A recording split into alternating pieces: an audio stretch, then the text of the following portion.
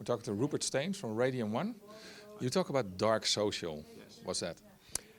It's not an invention by Radian 1. It's actually a term that was coined by a chap called Alexis Madrigal, who is the technical editor for Atlantic.com in the US back in 2012. And it's simply the identification of a huge amount of traffic or a huge amount of users communicating across the web, across platforms that are not traceable or not identifiable through the normal referrer means. So typically, like EM, WhatsApp, Snapchat. Right, yeah. So typically email is the biggest form or biggest platform that we all use, where it carries no referrer data. So I don't know, you rock up to my store, I don't know where you've come from, because essentially you've received a link, or you've clicked on a link that you've received an email. So it's in a way it's a way of social people making themselves more important, because now they're responsible for any communication. Well, in many regards, we view social as something that is really an invention of the internet. Social's not an invention by Facebook or Twitter or any of these social networks. They're simply networks that have been able to organize people's communities in a much more open way.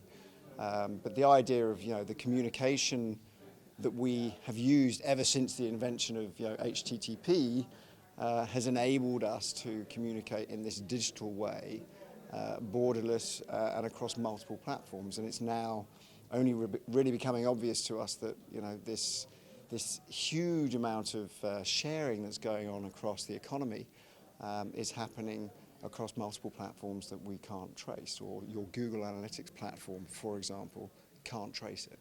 And what you're saying is that the untraceable huge amount of sharing is getting bigger and bigger? I think it's getting bigger and bigger. I think people's appetite for sharing and their comfort with sharing, regardless of age group, regardless of lifestyle, regardless of where you come from, it's becoming much larger, and as a source of useful information and information that can influence how people behave. It's an incredibly valuable set of data that marketers, at least in the case of what we do, it's an important part of their futures. So what do you do? How does a company help increase this kind of communication? Well, you can't increase the communication. It's a consumer-led or it's a user-led phenomenon. So what should companies do? Well, companies need to understand how it is that they can use the right types of tools. So sharing widgets that they use across their owned media, across their websites, or using certain tools that enable URLs to be shortened. All the typical ways in which people are sharing content. The biggest form for people sharing content is copying a URL, pasting it into an email, and sending it to whomever. Interesting article. That is absolutely an interesting article, an interesting video like this one.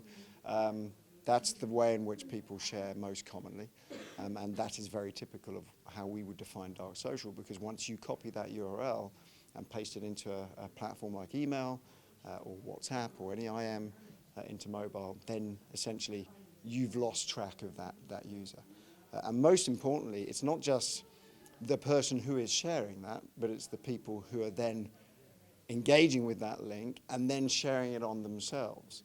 And it's using smart tools which enable certain companies to be able to trace that, track that anonymously. So there's no, I haven't got a clue who the person is. I don't want to know what the personal information is.